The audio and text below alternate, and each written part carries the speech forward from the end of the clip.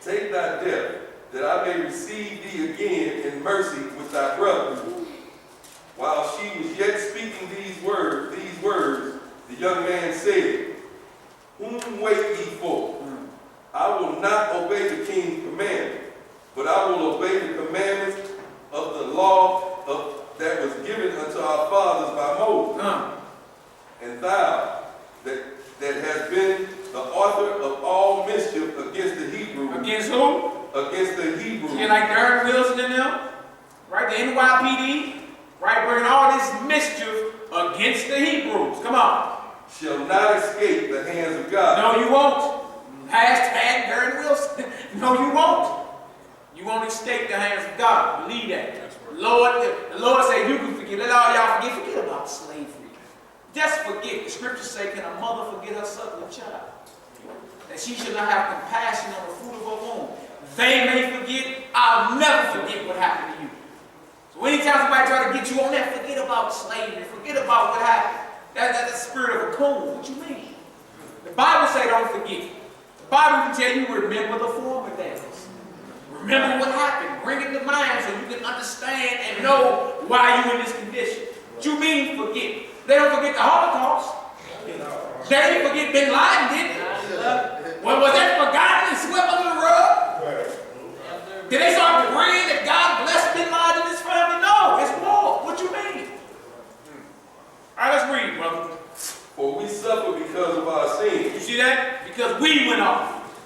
Stop giving these heathens so much power. They wouldn't even have the power to do that had we not went off. So let's get our house together.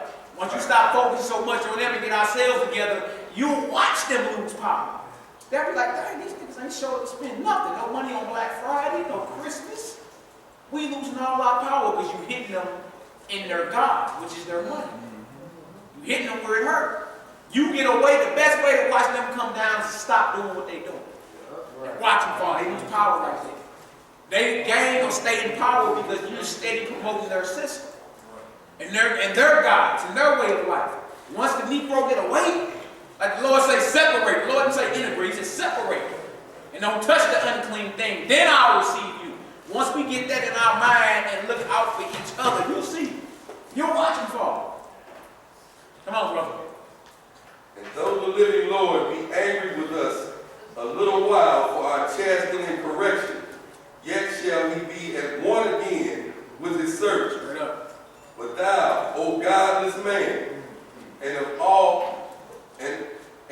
all other most wicked, be not lifted up without a cause, nor puffed up with uncertain hopes, lifting up thy hand against the servants of God. Now we thinking you did this on your own accord, or as if you powerful. These brothers are telling the men that the man is about to put them to death. Telling them right in his face, man, you might have to answer for killing us.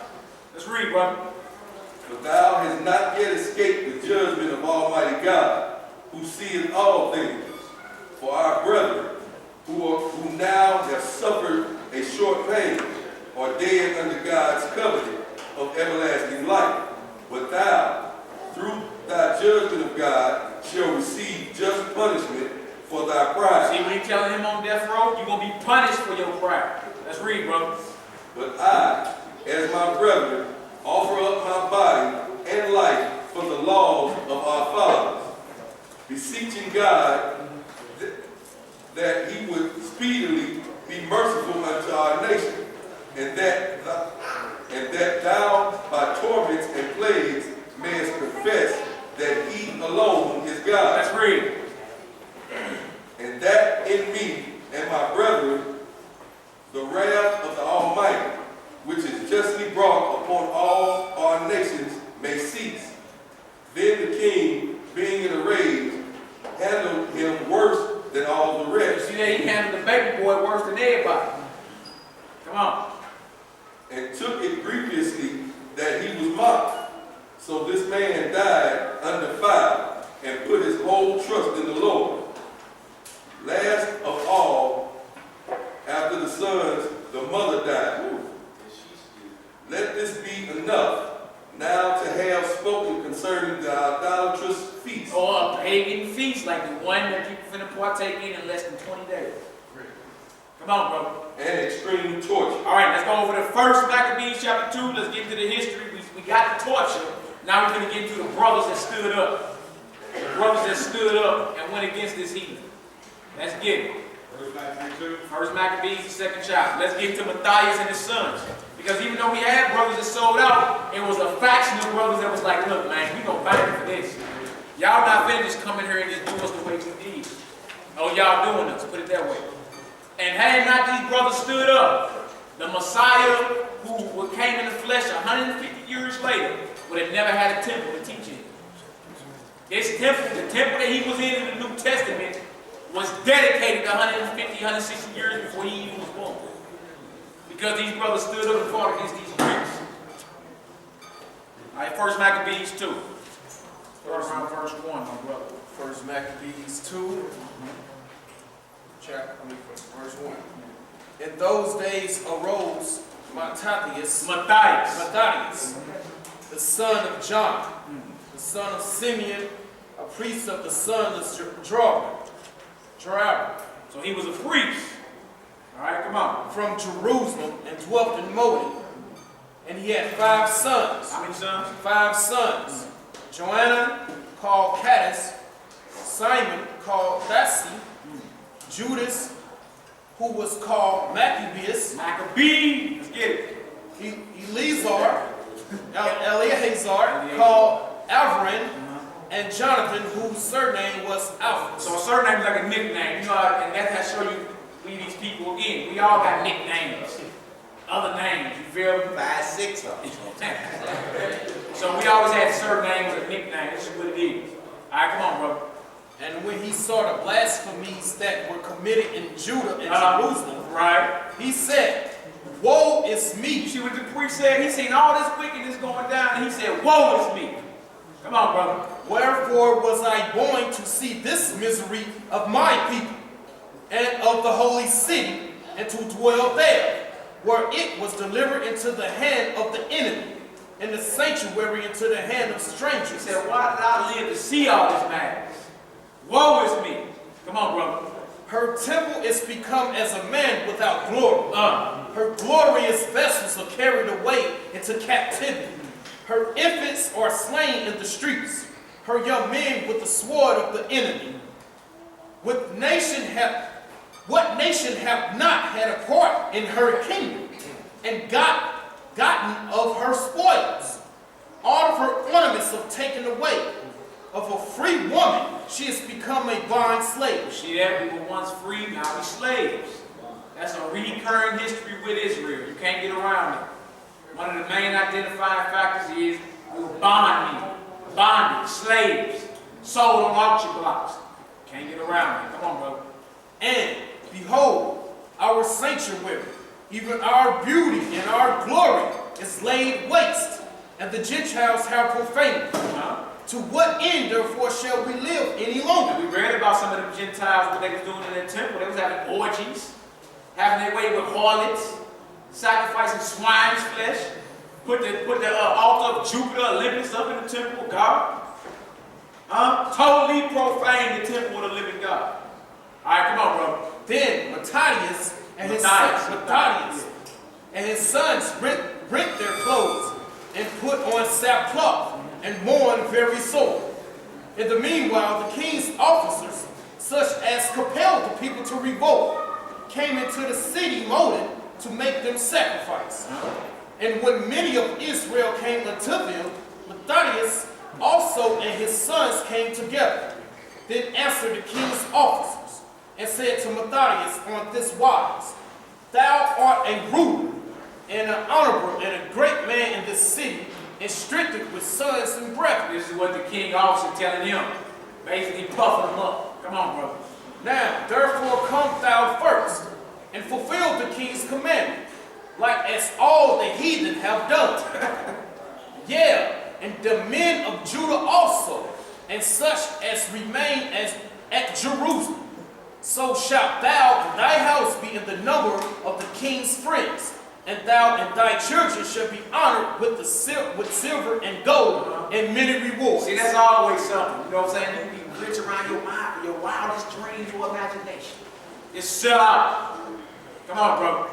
Then Matthias answered and spake with a loud voice. What kind of voice? A loud voice. Come on. Though all the nations that are under the king's dominion obey him and fall away every one from the religion of their fathers and give consent to his commandments. Come on. Yet will I and my sons and my brethren walk in the covenant of our fathers. That's the mindset we got to be in, y'all. Right? I don't care if the whole world flip and start doing something different. Right? He said, me and my sons is going to serve the God of our fathers. Just like Joshua 24:15.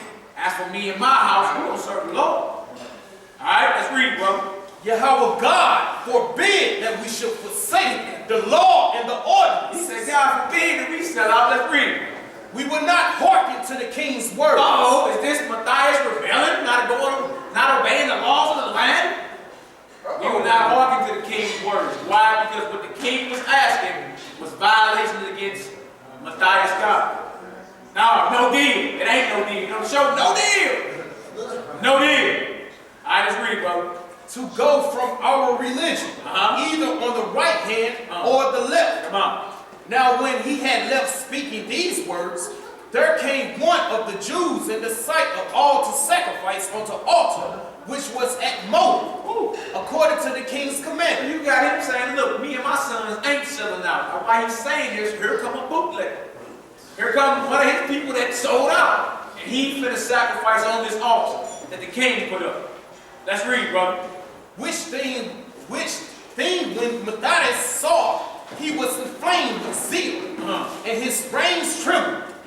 Neither could he forbear to shew his anger according to judgment. Wherefore he ran and slew him upon the altar. See what he did? He put that boy to death for that. Matthias. When he put the sellout bootlegger to death for that.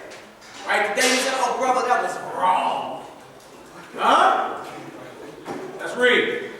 Also the king's commissioner, who compelled men to sacrifice, he killed at that time. And the altar he pulled down. Matthias was right. What do they say thou shalt not kill, though? Yeah, thou shalt not kill. He was talking to Israel. Not to shed innocent blood, but there's a time to kill. It's a time for war. Time and war. Or say somebody can break it in your crib and come in to rape your wives and your daughters. What you supposed to do? Sit back, twiddle your thumbs? God, please, bless him. No. The Bible tells you, defend the poor and needy. Rid them out the hand of the wicked. Psalms 82. So if death end up coming up on the hands of the wicked, so be it. Yeah. All right, let's get it, brother. And he pulled the altar down. Beat that. Come on, brother. Thus dealt he zealously for the law of God Yahweh, like as Phinehas did unto Zomri, the son of Salem. Y'all write down Numbers 25. Read like 1 through 12. Right after they kept that pagan feast, the Most High told Moses, hey, hang everybody that did that. Take their head and hang them up so they know how angry I am. Right after that, bro came cat walking in. Had him a little Moabite woman, you know. Came cat walking in. Brother got mad as a mother, man. Put that boy to death for that. You feel me? And that man who did that got a name in Israel. Number 25. But again, ain't nobody going to tell y'all to go get your guns out and start killing bootleggers. Don't be doing all that. You know what I'm saying? Understand judgment is coming. The Lord don't deal with the rebellions of Israel. We just going through the history and showing you that it wasn't wicked for Matthias to do that. It wasn't wicked for him no more than it was wicked for Moses to kill that Egyptian that was messing with his brother. That's right. I mean, he had to be prepared to be on the run and be a fugitive at that point. But the Lord was not mad at him for that. All right, let's read, brother. Read down to 28, and then we're going to jump over to chapter 7. And Matthias cried throughout the city with a loud voice, saying, whosoever is zealous of the law and maintaineth the covenant, let him follow me. Come on. So he and his sons fled into the mountains and left all that ever they had in the city. All right, let's go to the next chapter, chapter 3. We're coming on up to the dedication. We're coming right on up. And you see why these brothers stood up and fought, because we've been reading the evils that these Greeks was doing to us, man. Not just them, even the bootlickers of our nation. When they align with them, they become heathen. They become uncircumcised to us. They become Gentiles to us at that point. Let's go to chapter 3. Brother, read 1 to 26 and jump down to 42. Chapter 3. Who got it? Verse We're going to read 1 to 26 and then 42 to 60. Chapter 3, verse 1. Wrong, that's chapter 2, 7 verses. All right, chapter 3, verse 1. Let's get it, brother. Then his son Judas, called Maccabee, rose up in his stead, and all his brethren helped him. What happened was Matthias ended up dying. So then who carried on the war? Who was the general of the army after that? His son, Judas Maccabee. Maccabee actually means hammer. That's what it means. Hammer. Come on, brother. And so did all they that held with his father. And they fought with cheerfulness the battle of Israel. See, they wasn't mad or messed up about it that they had to go to war. They fought with cheerfulness the battle of Israel. These heathens are trying to extinct us like we're some animals or something. Let's read, brother. So he got his people great honor. What kind of honor? Great Because honor. he stood up and fought, he got his people great honor. Come on, brother. And put on a breastplate as a giant. Woo! And girt his warlike harness about him. And he made battles, protecting a host with his sword. Just like when Christ returned. What you think that's going to be about? Sword swinging, slow singing, flower breaking. Let's read. In his acts, he was like a lion. Woo! And like a lion's whelp roaring for his prey. Come on. For he pursued the I wicked. know he did what? He pursued the wicked. He even more ride. He ride more than us because he was chasing the wicked down. He more harder than us. We'll wait for him to bring to our door. Our forefather chasing them down. For he pursued the wicked and sought them out and burnt up those that vexed his people. See, he put them on fire. Just like our forefathers were set on fire for keeping Shabbat. In that cave, you see what you sowed, you got to reap now. Now they get put on fire. All right, let's read, brother. Wherefore the wicked shrunk for fear of him. And all the workers of iniquity were troubled because salvation prospered in his hand. Out of salvation, and that's not talking about immortality. It's talking about dominion, rulership. You feel me? The Lord prospered him. So even his enemy was like, whoa, who is this brother? God must be with him. All right, let's read, brother. He grieved also many kings and made Jacob glad with his acts.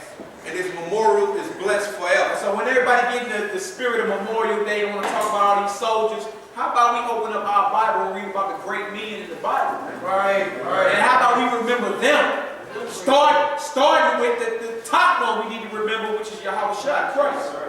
And then on down, man, there's a lot of brothers in our history, man, that we don't even speak on, but we live in this beast and we watch them honor their souls. We watch them honor their history. Feel me? How about we remember the brothers that straight paved the way for us? They President's days. Right. Come on, brother. Verse 8.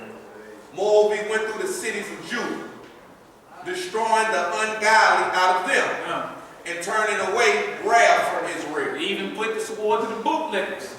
But that's part of a revolution too. I know you don't want to hear it and it sounds harsh. Anybody, even amongst your own, that was in opposition to your program, get lined up in front of a firing squad. What you think Castro did when he took Cuba? Y'all read about the Cuban Revolution. You think him and Che Guevara just let everybody that was rebelling against them live? They lined up everybody that was against what they had going on and got them gone. What you think the Chinese did with their revolution? They kicked out all nations and killed all the bootlickers that were selling the Chinese out. And the Chinese shut their doors for 30 years. They emerged 30 years later as a world power. You see that revolution is not velvet, it's not soft and fast. It get bloody, it do. It do, and that's why they talk about when Christ returned, blood will be up to the horse of Christ. Now his cloak will be dipped in blood. What you think that's about? The head of the UN said that when we rise up in our nation, we rise up and protect our brothers. Those blacks ain't got nothing to do with us. That's what he said, the head of the UN. He said, our revolution, we brought our people together and came up with ideologies and stood and stuck by each other and helped the little ones out to become big. If the black people only did that, they could start their own revolution, but we don't have nothing to do with this Mike Brown thing. That's how they feel about it. We at verse 9. And in essence, it's true. We need to help ourselves. Wait for the Lord to redeem us and come together like He told us. He said, gather yourselves together. Old nation not deserved. Right? You still trying to be an individual, and they kicking individuals off. They kicking us off. And the longer we stay divided, the longer he's going to sit there and be like, okay, that's on y'all.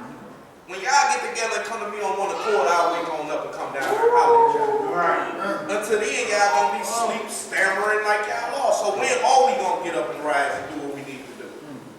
We at verse 9? Verse 9. Verse 9. So that he was renowned unto the uttermost part of the earth, and he received unto him much as were ready to perish. And then Apollonius gathered the Gentiles together, and a great host out of Samaria, to fight against Israel. Which thing, when Judas perceived, he went forth to meet him.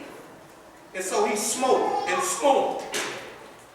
Many also fell down slain, but the rest fled. Wherefore Judas took their spoil, and Apollonius sword also. And therewith he fought. And therewith he fought all his life long. You see that? Come on. Now when Sarah, the prince of the army of Syria, heard that Judas had gathered unto him a multitude and company of the faithful to go out with him to war, he said, I will get me a name and an honor in the kingdom. For I will go fight with Judas and them that are with him, who despise the king's commandments. So he made him ready to go up. And there went with him a mighty host of ungodly to help him, and to be avenged with the children of Israel.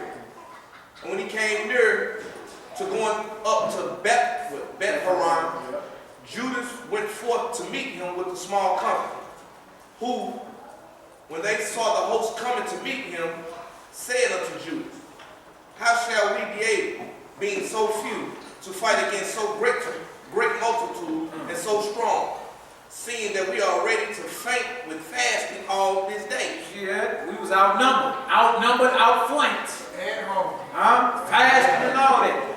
What was going on? How are we going to win this battle right here? See, some people start doubting. But remember, the Lord didn't always put to flight many with just a few.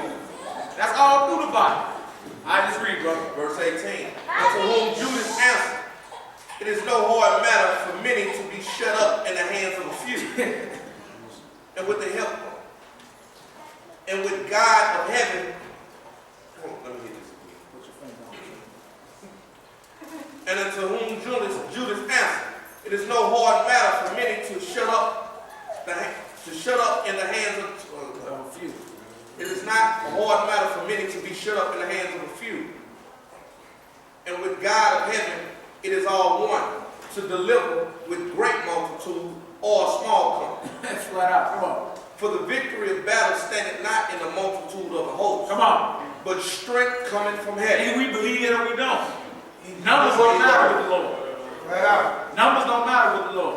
You feel me? Our strength comes from heaven.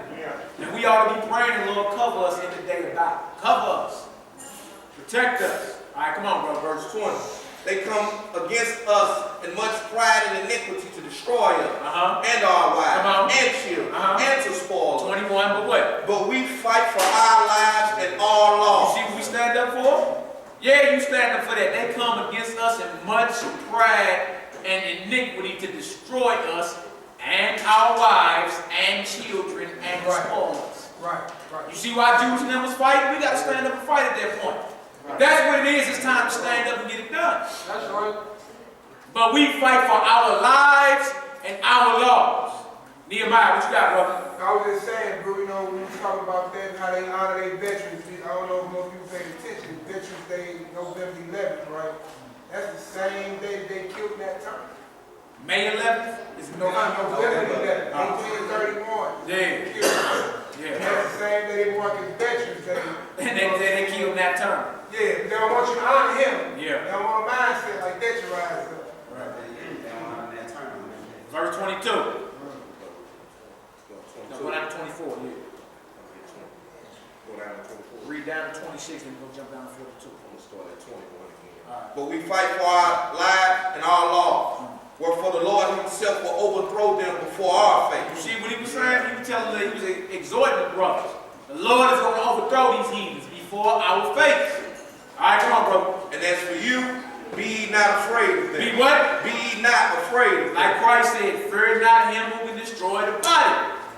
All right, let's read. Now as soon as he had left off speaking, he leapt suddenly upon them. And so Saran and his host was overthrown before him. And they pursued them from going down of Bethrar unto the plain, whereof were slain about 800 men of them. And the residue fled unto the land of the Philistines. Then began the fear of Judas and his brethren, an exceedingly great dread, to fall upon the nations round about them, insomuch as his fame came unto the king, and all nations talked of the battles of Judah. That's it. Jump down to verse 42. He was doing so much banging and the Lord was with him.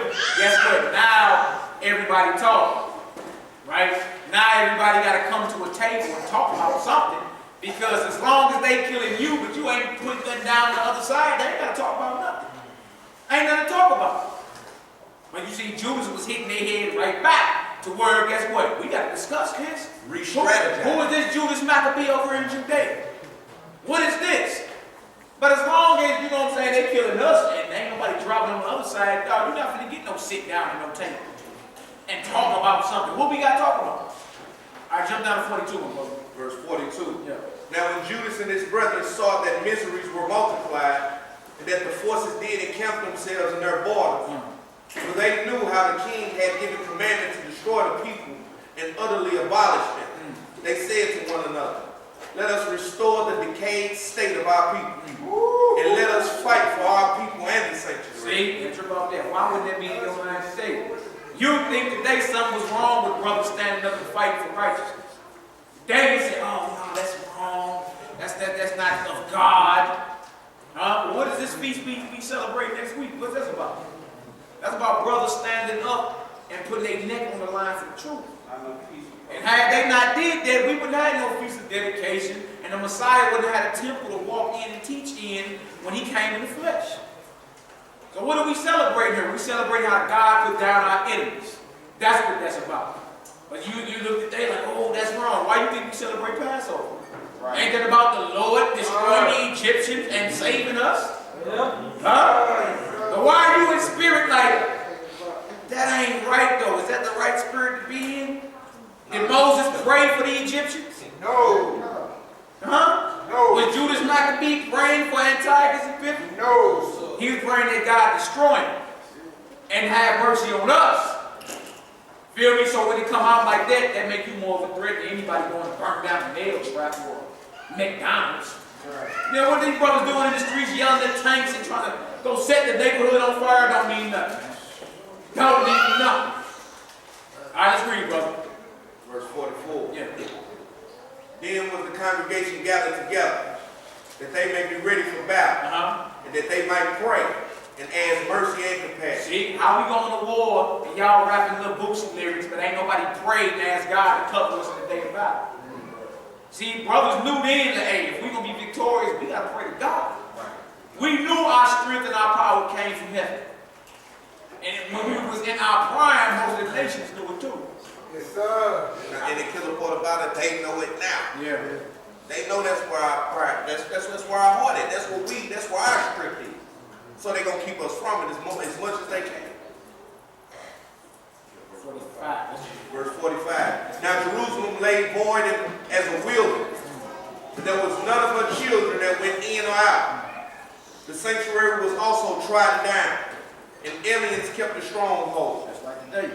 The heathen had their habitation in that place. And joy was taken from Jacob, and the pipe with the harp ceased. Wherefore the Israelites assembled themselves together and came to Mizpah, over against Jerusalem. For in Mizpah was the place where they prayed aforetime in Israel. Then they fasted that day and put on their sackcloth. See what they doing before they go to war? You got to pray, fast, and put on sackcloth. Don't be in your going out clothes. Put on your sackcloth, your rags. Come on, brother. For they fasted that day, and put on sackcloth, and cast ashes upon their head, Right? and rent their clothes, Come on. and laid open the book of the law, And they open up the Bible. We need the words of God out here while we praying. Come on. and laid open the book of the law, Uh-huh. word